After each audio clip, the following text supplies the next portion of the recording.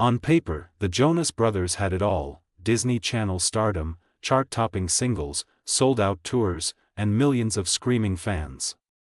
But here's the thing, being the Jonas Brothers hasn't always been as dreamy as the glossy posters on bedroom walls suggested. In fact, in a lot of ways, it kind of sucked. Microphone 1. The Disney caged the Jonas Brothers weren't just a band, they were a brand. Disney packaged them as wholesome, squeaky clean teen idols, complete with purity rings, scripted appearances, and family-friendly image management. That may have boosted them into fame, but it also boxed them in. Every lyric, every move, every haircut had to fit the Disney mold. And for young artists trying to find themselves, that's suffocating. People holding hands too. The middle brother syndrome. Being in a family band sounds fun, until it doesn't. Nick was branded the talented one, Joe the heartthrob, Kevin the other guy. That dynamic may have been catchy for marketing, but it created real pressure and comparisons. Imagine being defined not by who you are, but by the role a PR team assigned you at age 15. Brutal. Musical notes 3. The punchline effect. For a while, the Jonas Brothers were everywhere, and when you're everywhere, people eventually get sick of you. Their music, style, and even their existence became easy joke material. Late-night comedians mocked their image.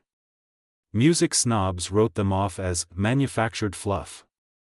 Being famous doesn't shield you from ridicule, it magnifies it. Broken Heart 4. Growing up in public, most of us get to figure ourselves out in private. The Jonas Brothers? They did it under stage lights and camera flashes.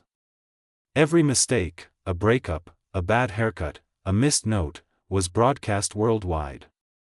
Their relationships were gossip fodder. Their personal struggles became headlines. Growing up is hard enough, growing up under constant surveillance? That sucks. Fire 5. Burnout and breakup. By 2013, they'd had enough. Creative differences, exhaustion, and years of being shoved into a teen idol box led to their breakup. Fans were devastated, but for the brothers, it was survival. Walking away from the machine that made them was painful, but necessary.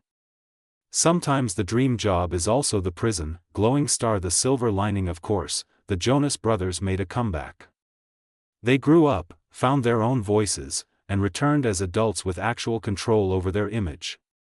They got to redefine themselves on their own terms, and that's a win. But the journey to get there?